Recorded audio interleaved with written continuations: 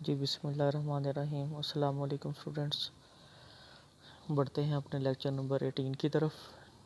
آج کا جو ہمارا کویشچن ہے یہ ہے آلات زر اعتبار، انسٹرومنٹس آف کیپٹل منی، یعنی زر اعتبار میں کون کون سے جو ہے وہ آلات، یعنی کون کون سی چیزیں جو ہیں اس میں شامل ہوتی ہیں۔ جی اس کویشچن کو انڈرسٹینڈ کرنے سے پہلے آپ لوگوں کو اعتباری زر، ٹھیک ہے، یعنی کہ اعتباری زر کیا ہوتا ہے، اس کی ڈیفینیشن آپ کو اچھی طرح آنی چاہیے۔ پچھلے لیکچر میں نے ڈیٹیل سے ایکسپلین کر دی تھی، آپ نے یہاں دوبارہ دیکھ لینی ہے، پھر ہی آپ کو کویشچن سمجھ میں آئے گا۔ جی آلات زر اعتبار میں سے روایتی آلات یعنی کہ پرانے آلات جو بہت پہلے سے چلتے آ رہے ہیں وہ کون کون سے ہیں، پہلے یہاں پہ ان کا ذکر کیا جائے گا۔ جی بک اکاؤنٹ یہ اعتبار کی سب سے سادہ صورت ہوتی ہے۔ ہم محلے میں جو ہے وہ کریانے کی دکانوں سے یا کسی میڈیکل سٹور سے یا کسی اور جگہ سے ہم لوگ چیزیں خریدتے ہیں، ٹھیک ہے، ادویات وغیرہ، یا ادھار لے جاتے ہیں کئی دفعہ، یا کریانے کی دکانوں پر ہم لوگ مہینہ پورا سودے خریدتے رہتے ہیں۔ وہ دکاندار پورا مہینہ ان کو لکھتا رہتا ہے، پھر مہینے بعد تنخواہ آنے پر یا پیسے آنے پر ہم لوگ اسے وہ چیزیں ان چیزوں کی ادائیگی ہم کر دیتے ہیں۔ مہینہ ختم ہونے پر وہ اس کا حساب بے باک کر دیتے ہیں۔ دکاندار اسی حساب کو اپنی کاپی میں درج کرتے رہتے ہیں جسے ہم کتابی حساب کا نام دیتے ہیں۔ یہ سمپل ہی ہے۔ جی اب یہ کافی دفعہ پیپر میں بھی آیا ہوا ہے، پرومیسری نوٹ یا پرو نوٹ کیا ہوتا ہے؟ یہ اعتبار کی دوسری صورت ہے۔ اس میں مقروض ادھار دینے والے کو ایک تحریر لکھ کر دیتا ہے، یعنی کہ ادھار دینے والے کو فرض کریں جو ہے وہ میں نے ایک شخص کو 10,000 روپے دیے، تو میں ادھار دینے والا، ٹھیک ہے، ادھار دینے والے کو کیا کرتا ہے، قرض لینے والا ایک تحریر لکھ کر دیتا ہے کہ اس نے اتنی مالت کی اشیاء وصول کی ہیں جس کی ادائیگی مقررہ عرصہ کے بعد کر دی جائے گی، یعنی اس میں ایک رسید بنا دی جاتی ہے۔ نیچے دیکھیں اس پہ لکھا ہوا ہے جی اس کی نمونہ تحریر، پھر سٹکوتے کا وہ بندہ ہے، 1 جولائی کو جو ہے وہ اس نے رقم واپس کرنی۔ میں وعدہ کرتا ہوں کہ آج سے 3 ماہ بعد زاہد بشیر کو یا جسے وہ چاہے مبلغ 1,000 روپے جن کی مالت کی اشیاء وصول کر لی گئی ہیں میں ادا کر دوں گا۔ اب دوسری طرف کے دستخط میاں Altaf Hussain, 419A satellite town Sargodha. چلے پھر ہنڈی، جی یہ لفظ ہنڈی یا ہے کے اوپر پیش ہے، ٹھیک ہے۔ Bill of exchange, very very important short question. Hundi سے کیا مراد ہے؟ عام طور پر کاروباری لوگ ایک دوسرے کے ساتھ لین دین کرتے وقت نقد ادائیگی نہیں کرتے، ٹھیک ہے، یعنی بڑے لیول پر جب بزنس ہوتا ہے تو یہ زیادہ تر ہنڈی کے ذریعے ہوتا ہے۔ یہ ایک شہر سے دوسرے شہر کے لیے استعمال ہوتی ہے، ایک ملک سے دوسرے ملک کے لیے بھی استعمال ہوتی ہے۔ اس میں ہوتا کیا ہے؟ عام طور پر کاروباری لوگ ایک دوسرے کے ساتھ لین دین کرتے وقت نقد ادائیگی نہیں کرتے بلکہ مال فروخت کرنے والا، مثال کے طور پر اسلام آباد کا ایک بندہ ہے وہ مال فروخت کر رہا ہے، ٹھیک ہے، خریدار کو ایک کے نام ایک حکم نامہ لکھتا ہے۔ فرض کریں کراچی کا بندہ ہے، 2 بندے ہیں، ایک اسلام آباد کا اور ایک کراچی کا۔ اس چیز کو بیٹا ذرا دھیان سے سمجھیے گا، یہ تھوڑی سی کمپلیکس ہے۔ مال فروخت کرنے والا اسلام آباد سے، خریدار کراچی سے، تو فروخت کرنے والا یعنی اسلام آباد والا ایک حکم نامہ لکھتا ہے، ٹھیک ہے۔ یہ ہنڈی بنتی ہے بینک کی طرف سے، جس میں یہ مطالبہ ہوتا ہے کہ خاص مدت کے بعد وصول کردہ اشیاء کی مالت کی رقم ہنڈی کے ذریعے حامل کو ادا کر دی جائے، یعنی اتنے عرصے کے بعد جو ہے وہ ہنڈی شخص کو پیش کر دی جاتی ہے جس سے مال لیا ہوگا، تو وہ پھر اس کو وہ بینک سے جا کے اس کے اوپر یعنی کہ ایک اسٹیمپ لگواتا ہے جس کو بٹا لگانا کہتے ہیں۔ وہ جا کے اس کے اوپر وہ بٹا لگواتے ہیں اور پھر بینک دیکھتا ہے کہ کیا واقعی رقم جو ہے وہ اتنی ٹرانسفر ہو چکی ہے، تو پھر وہ اس کو رقم کی ادائیگی کر دیتے ہیں۔ اس پر مال وصول کرنے والے کے دستخط ہوتے ہیں، یعنی جو مال وصول کرنے والا جو کراچی کا بندہ ہے اس کے اوپر کیا ہوں گے، اس کے دستخط ہوں گے۔ اس ہنڈی کو کسی بھی بینک کے پاس لے جا کر اس کے اوپر بٹا لگوایا جا سکتا ہے، یعنی کہ اس کے اوپر کوئی اسٹیمپ لگوائی جا سکتی ہے۔ اس کے بدلے بینک سے نقد رقم حاصل کی جا سکتی ہے، یعنی یہ ادھار لین دین کے لیے استعمال ہوتی ہے خریدار اور مال دینے والے کے درمیان میں۔ اب یہ مختلف مدت کی ہوتی ہے۔ ایک درشنی ہنڈی، فیس بل، اس قسم کی ہنڈی کو جس وقت بھی پیش کیا جائے اسی وقت اس کی ادائیگی کر دی جاتی ہے۔ مثلا ملتان کا ایک شخص لاہور کے کسی دکاندار سے مال خریدے گا تو جس وقت بھی اسے بل موصول ہوگا وہ اس کی ادائیگی اسی وقت کر دے گا. یہ 1 دن کے بھی، 2 دن کے بھی، 4 دن کی بھی، ہفتے کی بھی ہو سکتی ہے.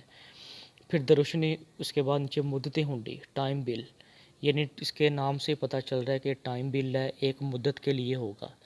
اس سے مراد ایسی ہنڈی ہے جس کی ادائیگی ایک معینہ مدت مثلا 3، 6، 9 ماہ کے بعد کی جائے. جتنی مدت کی کوئی ہنڈی ہوتی ہے اس مدت پورے ہونے کے بعد یہ ہنڈی پیش کی جاتی ہے. مثال کے طور پہ 6 ماہ کی ہے تو 6 ماہ بعد یہ ہنڈی پیش کی جائے گی اور پھر اس کی ادائیگی ہو جاتی ہے. یہ شخص کے بعد یہ ہنڈی موجود ہو، اگر اسے مدت سے پہلے نقد ضرورت کی رقم پڑ جائے تو تجارتی بینک سے بٹلوا کر رقم حاصل کر سکتا ہے. اوکے، بدیشی یا غیر ملکی ہنڈی. اگر کسی ملک کا تاجر کسی دوسرے ملک کے تاجر کو مال بھیجے اور اس سے ہنڈی لکھوا لے تو یہ غیر ملکی ہنڈی کہلاتی ہے. اس قسم کی ہنڈی کی مدت بھی عام طور پر 90 دن ہوتی ہے. ہنڈی لکھنے والے کو ڈراور اور جس کے نام ہنڈی لکھی گئی ہو اسے ڈراوی کہا جاتا ہے. یہ لفظ کیا ہے؟ کلوز کر لیتے ہیں اس کو. یہ ڈراوی ہے، ٹھیک ہے. ہنڈی لکھنے والے کو ڈراور اور جس کے نام لکھی گئی ہو اس کو ڈراوی کہا جاتا ہے. اسی طرح پھر آ جائے گا دیشی یا ملکی ہنڈی.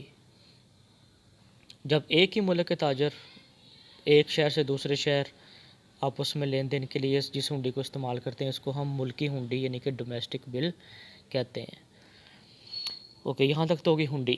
اگلا شارٹ کوسچن، یہ شارٹ کوسچن بھی بن سکتا ہے. چیک سے کیا مراد ہے؟ چیک ہم سب کو پتہ ہی، ہم لوگوں نے دیکھا بھی ہوا ہے. ہم گھر میں پہلے کریڈٹ کارڈ وغیرہ سے یا ATM کارڈ وغیرہ سے پہلے اور آج بھی لوگ اس کا استعمال کرتے ہیں.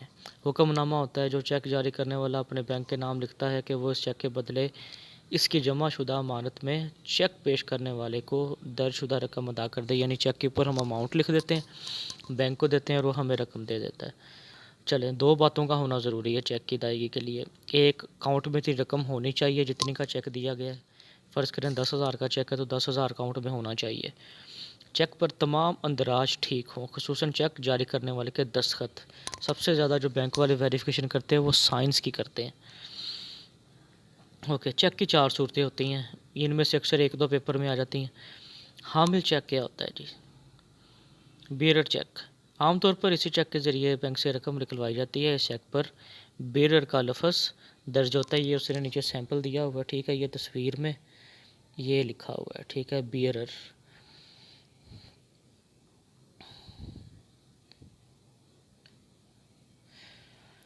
یعنی جو شخص بھی بینک میں یہ چیک پیش کرے وہ چیک پر درج شدہ رقم بینک میں سے حاصل کر سکتا ہے. اس پر کسی قسم کی شناخت کی ضرورت پیش نہیں آتی. مثال کے طور پہ اگر میرا کسی بینک میں اکاؤنٹ ہے تو یہ والا چیک میں جس بندے کو بھی دوں گا وہ جا کے رقم لے آئے گا.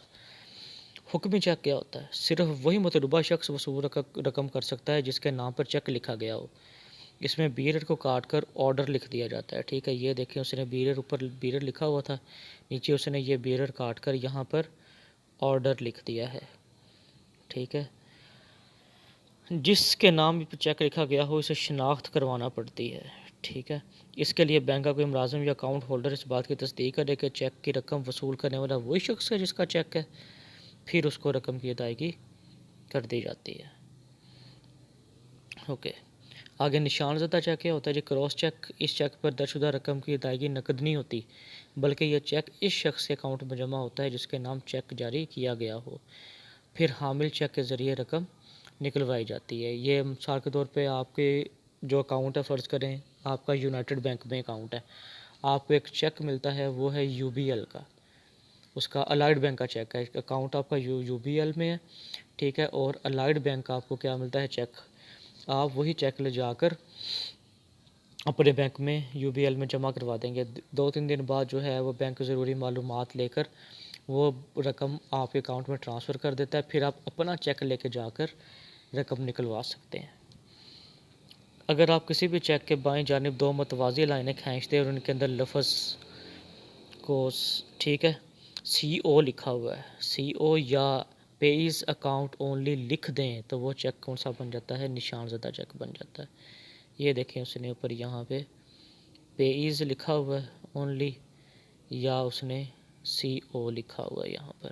تو یہ کون سا چیک بن جائے گا؟ یہ متوازی چیک بن جائے گا۔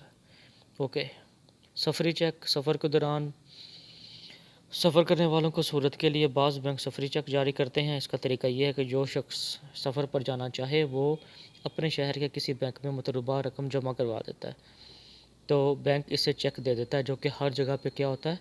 قابل قبول ہوتا ہے۔ یعنی کسی بھی بینک میں جمع کروا کر رقم 1,00,000 2,00,000 جتنی بھی اس کو سفر کے دوران چاہیے ہوگی تو وہ یہ چیک بنوا لیتا ہے جیسے حبیب بینک کا محافظ اور یونائٹڈ بینک کا ہمراہ وغیرہ۔ جی، بینک ڈرافٹ، لوگ اپنی رقم کو ایک جگہ سے دوسری جگہ بحفاظت پہنچانے کے لیے ڈرافٹ کا استعمال کرتے ہیں۔ ڈرافٹ حاصل کرنے والا ایک بینک میں رقم جمع کروا دیتا ہے۔ مثال کے طور پہ فرض کریں 10,000 کا جو ہے وہ ڈرافٹ ہے، بینک اس کے اوپر کچھ پیسے لے گا، آپ کو ڈرافٹ بنا دے گا، جس کے بدلے وہ بینک اپنی شاخ یا کسی دوسرے بینک کے نام ڈرافٹ حاصل کرنے والے کو مطلوبہ رقم کا حکم نامہ دیتا ہے۔ یہ ڈرافٹ بذریعہ ڈراک بھی متعلقہ شخص کو بھیجا جا سکتا ہے اور دستی بھی لے جایا جا سکتا ہے۔